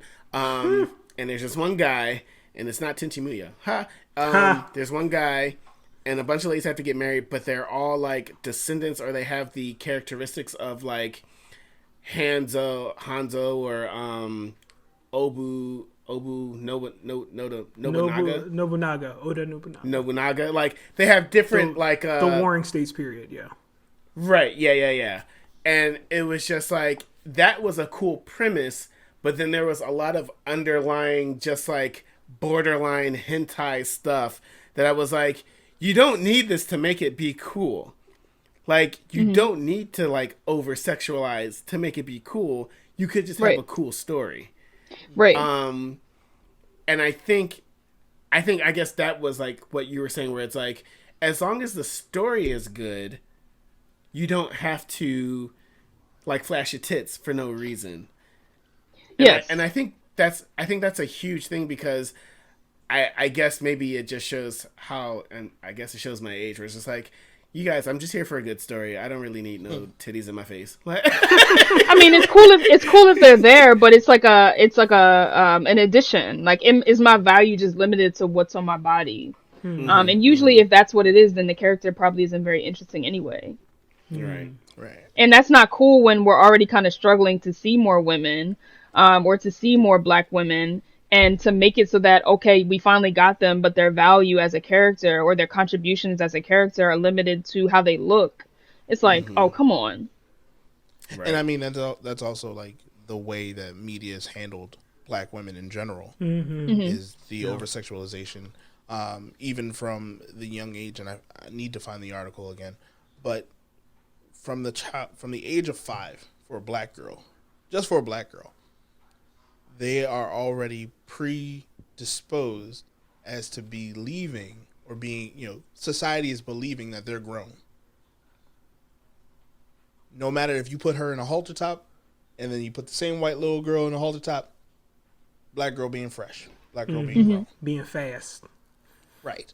Yeah. And I think part of it comes from the way we wanted to protect our young girls by trying to dial it down and hush it real quick, that society heard us labeling them already, and that's not the case. We weren't telling the rest of the world, oh, these little girls are fast. We just don't want them to be caught up and over sexualized or targeted for certain things. So and I think when we keep talking about the representation in media with the darker color, if it's not cleavage, if it's not a big butt, then you're not interested, and that's not fair. And I think the smart thing about it now is to just tell our stories, right? Like I feel like there's the line is really like unbalanced, and there's no real balance for it, because you can either go anti-sexual or over-sexual, and then it'd be I don't care about this story. Yeah. And I want to say really quick, like on one hand, it's like we see an over-sexualization of female characters, maybe even Black female characters, but then like in video games, like specifically, I noticed that there's been like an influx of, if there is a Black woman in a video game, she is completely desexualized, like not a threat at all to any of the female characters. So I'm thinking of like a Fallen Order, Star Wars, where Deborah Wilson motion capped character, and she was just like completely desexualized. You would never ever think that her and whatever the protagonist's name would get together like it is in most forms of media. At Playing Control, there's a Black woman in Control, and she's like an older Black woman. I mean, I think that's great too, but it's like, it's almost as if they have no sexuality. Like they have none. Like they are not at all possible to match with the protagonist or any other character. And I see that in a lot of video games where there are black women. They're always like overly strong and they're like militarized, and you can't ever imagine them having a man or what. There's like no sexuality Buzz at cut. all. But always a buzz cut, and that's fine. Always a buzz cut, like always no hair at all. Body is just like they're either mad strong or have this giant. It's They almost got like you don't want shoulders for days. shoulders for days, and it's just it's Some either people like it's on shoulders. different Some people sides like of the shoulders. extremes. Do not Do hate they? on the people who Yes. like it. So, Oh, that's cool. Anyway, That's I'm not cool. going. I'm Can I, not. No. just before we lose the topic. Oh, we're not losing the topic. We're on topic. No, specifically Shoulders is for days. No, I'm stop. Specifically, I'm here for the shoulders. specifically on the topic of the writing of Seer Junda, and which was Deborah Wilson's character in Fallen Order. I just Okay. played Fallen Order, and Cal. I heard she was great. Huh? I heard she was great. Oh, dude, she's like one of the most. She's powerful. wonderful. Yeah, she's awesome. But it was your point definitely stands, most definitely. But it wasn't. It was both Seer Junda and Cal still were intimate. They were still very intimate in a way of like discussing feelings and opening up to each other, because I mean she kind of swoops into Cal's life and is like, yeah, I used to be a Jedi, I don't really run with him, I'm gonna help you out though. And then as the story progresses, and then once we get to the final sequence, you know, she's sitting there, the spoiler for people who haven't played Fallen Order, she's fighting Vader and keeping up with Vader, like, so. And I just really appreciate it, because when I started that game, I was like, do not kill this woman. Like, I was very, very, like, very worried about, like, this black woman, very black, and, like, even in the flashbacks, you see her with locks, like, and she had locks, like, down to her back. So it's no question, right? And in Star Wars, because there are so many humanoids, it's a lot of, like Marillions, like, they are technically people of color because they are purple, but they are not people of color.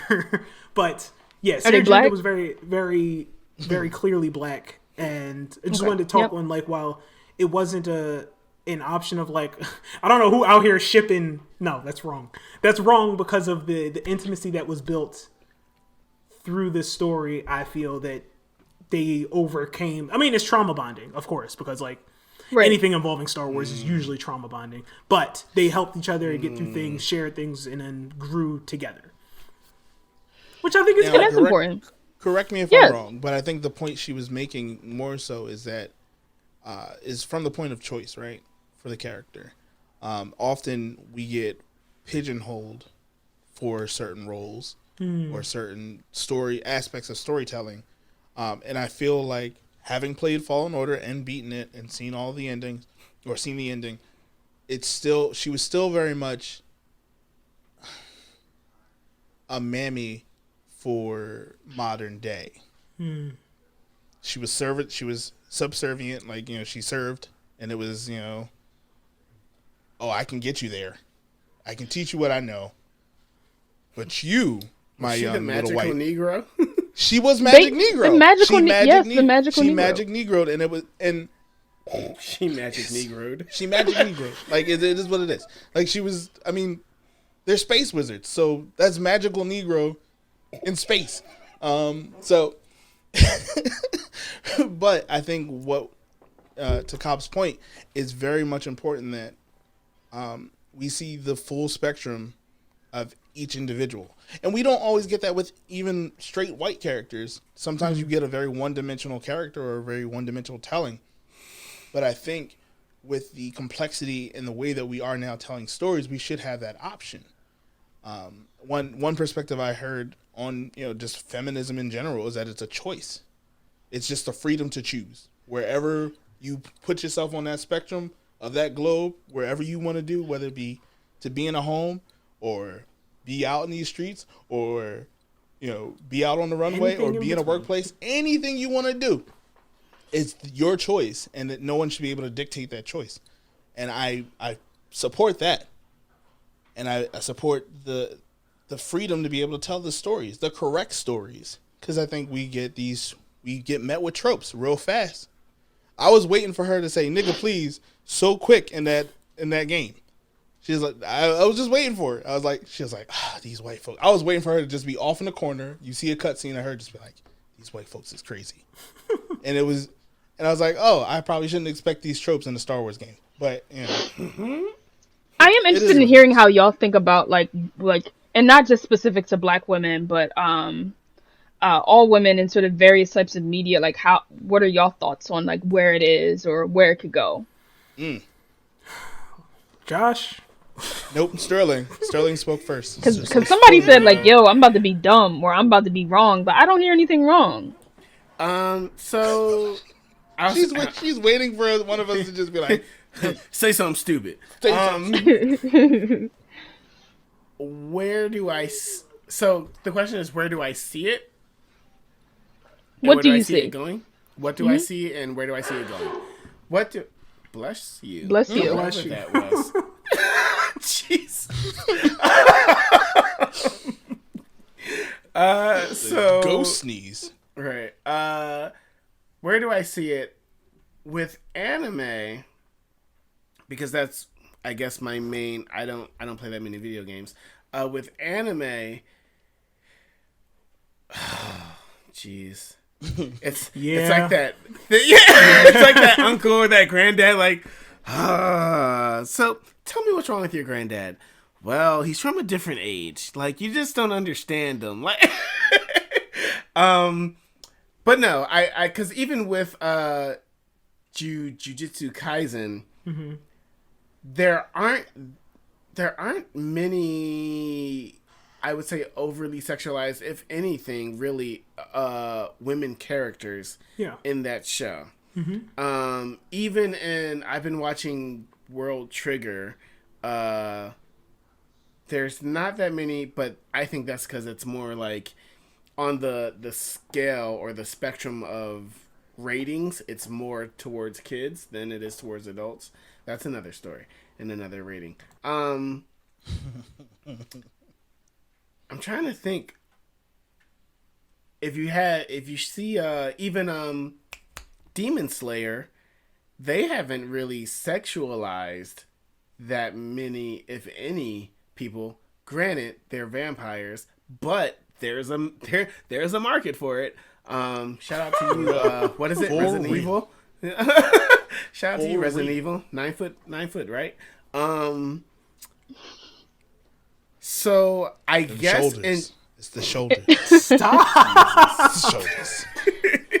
I guess in general, it's the sexualization, I will say, has been getting better. Maybe depending on what you watch. With what I'm watching, I would say it seems to be getting better. That could just be a sign of me getting older, right? Like, you know, there was a time where, you know, the Samurai Brides thing was a show. Fairy Tale. Or even, I will say, even in World Trigger, I just saw like the beach episode, right?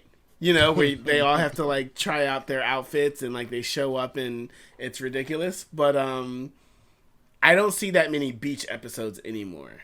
Or even, what's another one? There's like a beach episode. What's up? Josh, but Fire Force. Oh, Fire Force is Fire Force. Is it? Oh, Fire Force. That's a great like. There's one. But are they powerful though? Like, are they powerful characters? Dude, oh my goodness. Yes. I have to. So hold on. I'm not gonna pop off. Go, Josh. I'm not gonna pop off. Go ahead. Because I feel like Josh still didn't answer her question. Yeah, go ahead. That's what I'm trying to get back to. Hold up. I cannot answer that question. Are they powerful? Which kind of answers. Watch Fire Force. If you're caught up with us, you're probably caught up with Fire Force. Are they powerful? Apparently, they've been holding themselves back. How have they been holding themselves back? By being slutty, lecherous. Yeah. That's it. I'm popping off. That's it. Is there a black woman in Fire Force? Isn't like there like a? Isn't there like allegedly a black woman? She tan. Oh, she's tan. She tan. She's tan. Oh. Are you talking about Flower Girl? Hibana, yeah. She's like really strong. She might be a villain at first. She's seen as a villain at first? but kinda. She what is it? Shot? Tsundere? Oh, there we go. Yeah, I don't know. She just looks like a Tsundere? black woman who was seen as a villain in the beginning. I don't think that she's actually a villain though. She was definitely an opposing. She definitely force. was an opposing force at one point. Yeah. Tsundere. But I'm a pop off. Go ahead, Josh. I'm not going. So to answer your question, have there been there are moments #Fire Force where there is an over sexualization for no apparent reason. It's called fan service. Right, And that's because there are lonely fans. That's who why we got to watch question this. these fans. That's what I'm We question saying. the fans. We change the content. So The- I think I can't wait for it to be my turn. I'm gonna wait for it to be my right. turn. So is there fan service? Of course, like Food Wars is still a thing apparently. It got better apparently. There's always going to be that niche market, right? You're always going to Not have niche. It's not Go ahead. itch. But it is to a certain extent. Like, there are people like myself who don't need that, but there is a population that does want that. And I'm like, I would rather just get the story. So it's niche to a certain degree. But generally speaking, main, if you want to call it top 40 pop of anime, I think it's getting better with the fan service and the expression of that. But yeah, it's definitely still around, but I do think it's getting better. That's all. That's what I'll say. Big Dan. Sterling. Oh, you said Big Dan? I Oh, said you I direct- said Sterling, but Sterling passed it to you, so there you go. Yeah. Big Dan. Okay. Bop it. Okay.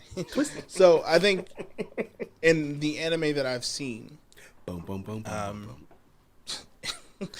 recently, with the exception of Fire Force, just Fire Force, I've never been a fan of fan service in anime.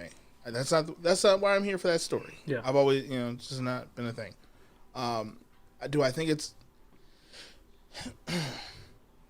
I think because it's popular in Western world, everything has sex in it, from our Old Spice commercials to Herbal TurboTax. essences. Remember herbal essences? What? TurboTax. Axe body Like, spray. exactly. But like that's the way we market stuff in the Western world, and so I think because Japan knows that we watch anime, they also are like, "Oh, we gonna keep throwing this out here." Oh, it's marketed over there too. And in Japan, I was about to say, Japan- allegedly Japanese are some repressed freaks. So I mean, they're not repressed. They got whole like vending machines of panties. That's So, not a thing. Maybe. It is a thing. Don't act. Are you about to deny the truth? Google it. I'm not about to. And also like those host bars where like girls are dressing up as like As The schoolgirls maids, or whatever. schoolgirl. Yeah. Yeah. Cafe. That is a very much a real thing, and it's not niche. It's out there. So, but like So for me, go ahead. So when I guess the question is, what is niche, right? When we say that, because niche, when I say niche, it's like, it means that there is a population for it, which is like, you're not going to get everybody, but there is a population for it. Yeah, but see, I feel like that's very mainstream, at least for the nerd culture. Fan service is mainstream. Yeah. Correct me if I'm wrong. It's not Josh's mainstream, but for the You the I have minority, not- big fella. You the minority, big fella. I guess that's what I'll say. I haven't done the lonely research mouth breathers to who don't put on do that. deodorant, and All right, Dan. That's a lot. That's a lot. nope, they don't put on deodorant, and they scroll Reddit. That is their thing. I'm not mad about that. I'm just telling you the truth. So, in comic books, the representation, I will say, has improved greatly. With a lot of the headline characters that are popularly being bought and read, it's not necessarily like a covering up, but like the focus has shifted from them being, their beauty being a superpower. Like, oh, they're half naked. She stopped a whole group of robbers because they were distracted. Unless that's her power, and that's fine. If that's her superpower, whatever. Her long but I flowing think- locks. I would actually attribute it more to publishers like Image and Dark Horse, who were like, we don't have to tell these stories. We can. Valiant, one of the very popular superhero stories is about body positivity, and I think that's I think Disney now having the flagship of Marvel and all that, they're just like, all right, maybe we got to put more clothes on Storm. So they did. And I think with with us being black, she's still not unsexy. She's just, she classy with it. If she's going to be a queen and a goddess in the comic books and all that stuff, why not dress her that way? She had her punk rock phase. She had her vampire phase. She's, I think those are things that are just telling of the times. But as we are in 2021, we're getting a lot better at letting people tell their stories.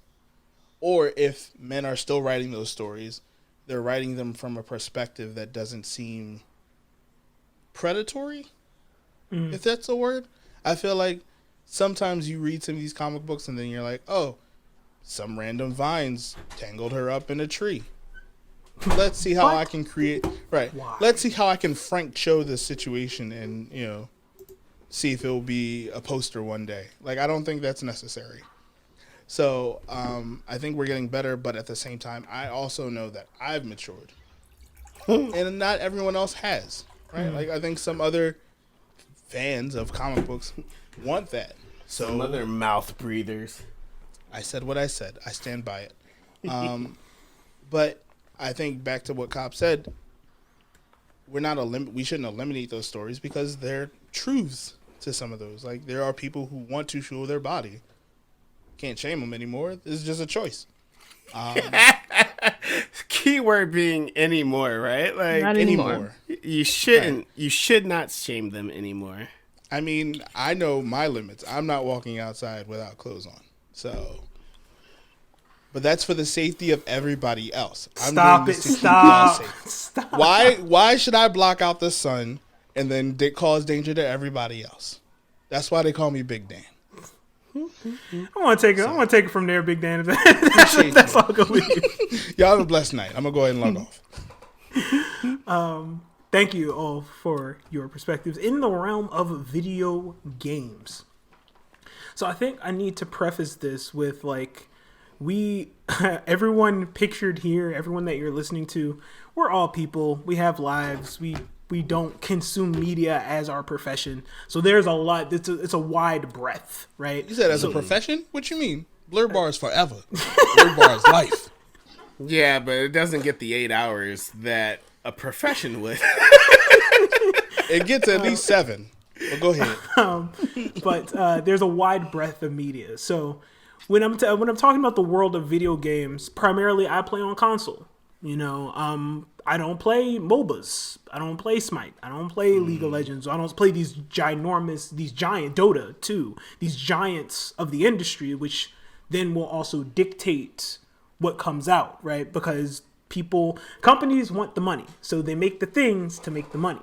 So the consumers who have the money, who give it to the companies are like, give us your money. We made this thing. Don't you want to give us your money? Answer the question, Answer the question. The listeners got to listen, all right? I'm just going into it. Listeners got to listen. Listeners got to listen. Just like troopers got to troop. Fuck you, stormtroopers. So it's a wide breadth of what I intake. I want to believe we are learning and doing better, and therefore we are doing better. And I think a strong influx of that is going to be the sheer amount of indie games that are now being given a platform. Like, Nintendo's picking up a lot of them. Like, once I don't think it was Undertale, but Undertale was a very big deal and as successful as it was being a game by itself. We got stuff like Math Wars also, but indie games not having, it's kind of like what you were saying, Dan, about IDW and Dark Horse not being as having the same constraints, so they can tell different stories and do different things. So I think from the indie perspective, and then just from what I've consumed, also, we're getting there.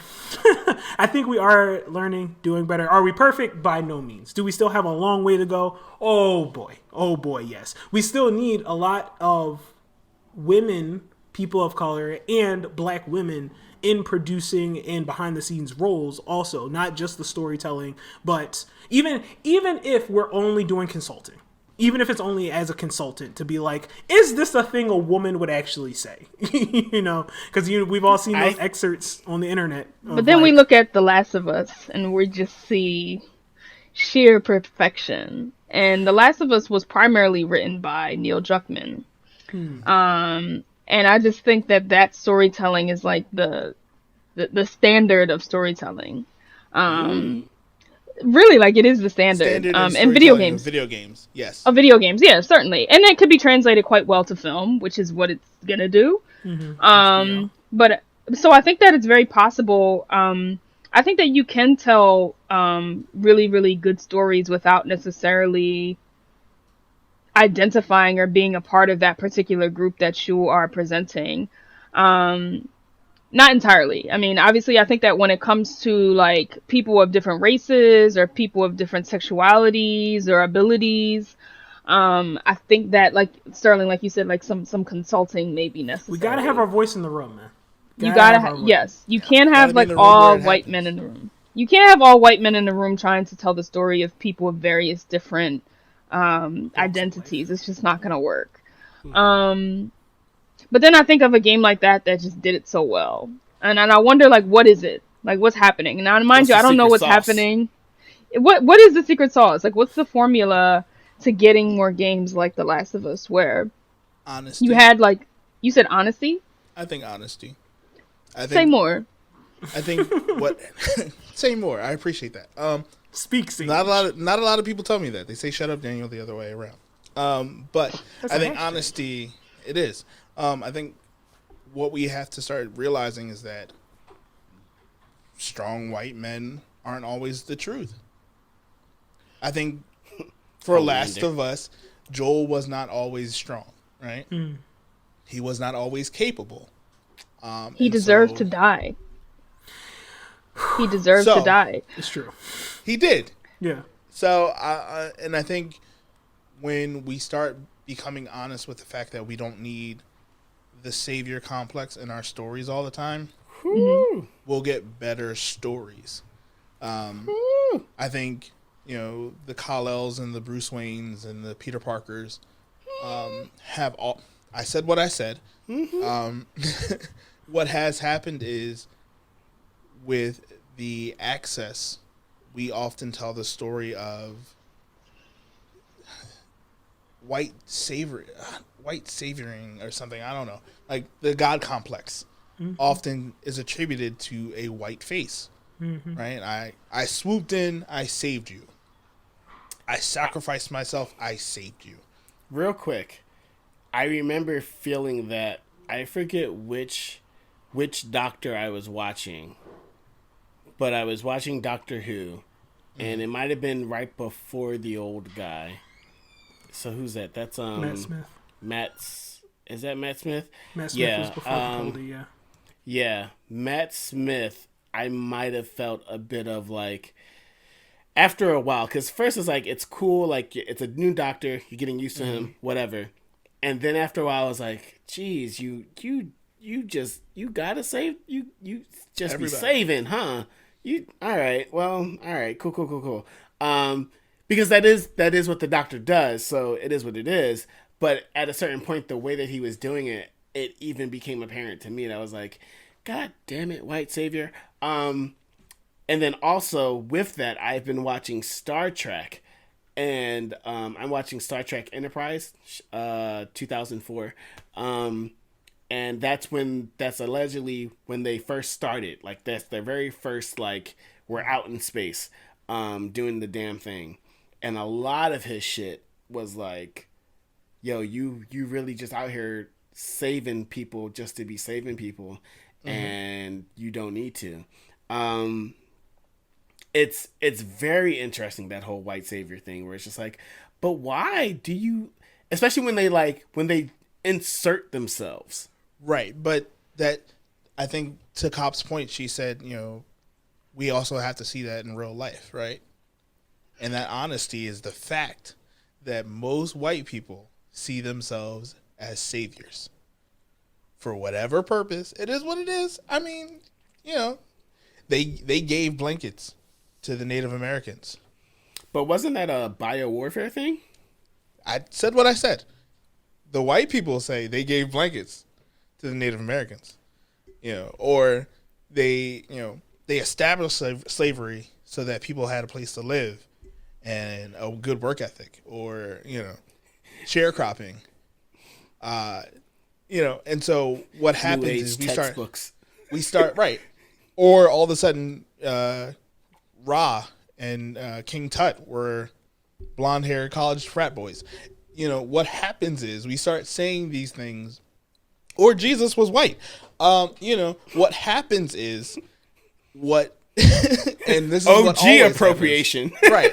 But what happens is we tell these stories to blind the fact that horrific things have been done in the name of saviorhood.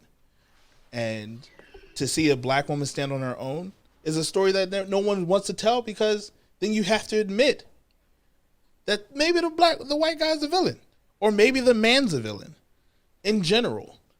And the honesty has to start there, is that not everybody's perfect, and we all have those flaws, and then maybe we can start telling better stories, and maybe Cobb will then be the head of all these things. So she got the PS5, she got the whiskey neat, and the headphones that are wireless. So I think she go to Cobb. And yet there's no black. To Cobb. All I'm saying is I think that really quickly that I don't expect white men to decenter themselves and make space for women or black women or all types of marginalized folks. I don't expect that. When I see it done well, and I think that that's why I really like The Last of Us so much, is it obviously can happen. I don't trust it to happen, but it can happen. But I think like the bigger picture here is, or one of the biggest issues here is that to decenter white men means to empower other folks, and white men aren't ready for that. White creators are not ready for that, and white fans are definitely not ready for that. So the obvious answer would be like, how do we get more marginalized people in these positions where they can create? Because what we do see is we see a disproportionality in the amount of marginalized folks working for these large industries like Activision and Bungie and Blizzard and things like that. So we don't see ourselves represented because there's no one there that has the will to do so, unless it's like just for the sake of representation, which is what I really fear. So I wonder, like, well, how do we get more people of color? How do we get more disabled folks? How do we get more queer folks in these positions where they're making video games where they can see themselves represented, so we can see ourselves represented? And that's the problem, is it's still mostly white men in these positions. So how do we change that? It's the willingness to do it for free. Well, but when we look at the population that's playing, when we look at the like, I think that there was like a study that showed that women may actually play video games more than men, but they're obviously counting like mobile games and like Candy Crush and things like that. But like it's not so out of this world where it's like 80-20. It's more like 50-50. No, but I'm saying more so the creators have to be willing to do it for free. What do you mean? Or to they would have to create with hopes that it would take off versus guaranteed money. That's where white people will get in. Is sure. They daddy money is already here. So I was about to say to that point where you have people who already have access to the funds, where once again, just to reference it, I watch it a lot. Kev on stage, he says like, these people, they have the generational wealth to be like, oh, I wish as I was traveling the world, I could just have a camera that could go with me. Yo, mom and dad, spot me like 50,000 so that I can create the GoPro. Yep. Right? So it's like things of that nature, where her name is Marseille Martin. I went to look it up. Sorry if I'm saying it wrong. But the girl from Blackish, the youngest girl from Blackish, like, I think I don't know if she comes from money, because I have not researched it, but I would think that she even used what happened within Blackish as a platform to then go ahead and get her own, producing credits in studio and all that stuff. And I think that's great. But to be able to do it for free, or to have that willingness and drive to do it for free, knowing that it will catapult you to greater, that is a question of what resources do you have now? Do you really believe that you can? Why don't you? Like, that's a whole, and that filters into like education and home life, Right. and you know what I mean? Like, I think that's what it is. Yeah. That's what I think that it is that, like, you have a whole bunch of little girls that play Roblox and The Sims and all these games, yet there's a disconnect between the amount of girls that play video games and the amount of girls that pursue video game design. Yet we do seem to have like a lot of black female illustrators, and artists. Yet why aren't they actually getting into these fields? And it's not them. It's something happening in between, like, adolescence and like grade school and actually going to college for computer programming. And then there's probably even more of a disconnect between the amount of girls who enter these fields, educational fields, and then actually enter the workforce. So how do we even get the girl to go from a gamer to a gamer who believes that she can create? And I think that there's a huge disconnect where a lot of girls, myself included, are just keeping it to playing it and not even thinking about the possibility where it's like, yo, I don't see me, so I can actually go out there and make something that looks like me, or I can actually do this. And I think that there's a disconnect that's happening. It's white men see themselves and they're like, okay, I can see myself, so I want to make that, and I'm gonna make that. But for some reason with girls, it's like, I don't see myself, I want to make that, but I'm not making it. So it's like there's a disconnect between like the playing and the creating, and I think that that's leading a lot to like what we're not seeing. I agree with you. I think the funniest thing or ironic thing to say is that even in 2021 we still hear the first black ... First black woman ... And so the problem often is that we don't feel welcomed in these circles. So then we create these sub-circles, or we don't do circles at all. And, then you have to take a career in retail or something like that, because unfortunately life is us surviving. Black people, women in general, is a matter of survival. And so, now that I believe equality exists, but at the same time, I also believe that equality just means you get a chance. Doesn't mean it's fair. Just means you get a chance. So the odds can still be stacked against you. Yeah. And technically no one's doing anything wrong because they gave you a chance. Yeah, somebody has to give up power. Yeah. Somebody literally has to give up their power in order for me to have... equality is cute, right? It would have to be a donation. You'd have to get it for free. Or I can take it. You'd have to get a gift. And take it. Right. And I think that's the big thing of taking it. I think if we had more people of that mindset of just like, you know what, I'm gonna do this. And I think once again, this is a whole breakdown of like psychology and backing your people. 400 years of racial injustice and all that stuff. Yeah. Well, not even that. It's just like, all right, so like I'm trying to.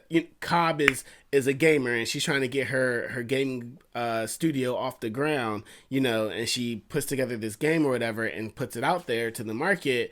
And like, how many people support? How many people? And it's like some people might support just because it's Cobb, I know her. Some people might support us. Oh, Cobb, she's like a black girl. I that's dope. And then there are still going to be some people who'd be like, but your game looks kind of like so. Held to a completely different standard. And it's just like, but this we can't get nowhere if you don't support, right? Like I didn't have the funds and to a bunch make. of white guys made Cyberpunk. But what does somewhere look like? Does somewhere mean like it has to be Square Enix? Like, it also kind of That's has the to depend on question. what we see as like Do successful. you Like want to get in successful the doesn't. room or do you want to build the house? That's the Right, question. and sometimes building the That's house the is best not question. necessarily, that's capitalism, and it's like, yo, black people, Yeah, like, yeah. it's not always about like how do we sort of take the throne or get as closest to the throne as possible. It's kind of about like how to empowering our people does not have to be at the backs or on the backs of like it doesn't have to mean like we're exploiting or we're mass producing. And I think that we need to reestablish what we see as success. Yes. That I think that matters too, because seeing success the way that the West sees success is exploitation. And we may need to change that a little bit. I don't know, but all I know is that I wish that somebody would have told me.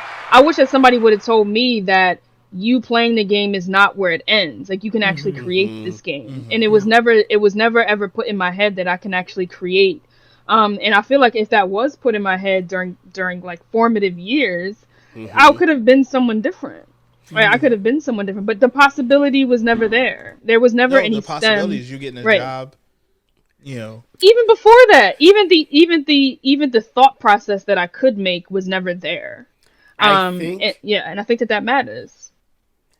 Yes, I totally agree, and I think one of the biggest things is the long game, and knowing that the long game. What is the long game? If you know your part in the long game, where you know where it's like, okay, I'm gonna do this thing. I'm gonna like get on here on the ground level and make my little rinky-dink gang studio or whatever and do this. But I know that somebody else is gonna come in, like, because I have this rinky-dink game studio. Somebody's gonna come in as an intern, but they're gonna evolve into like the number one programmer and go on to do bigger and better.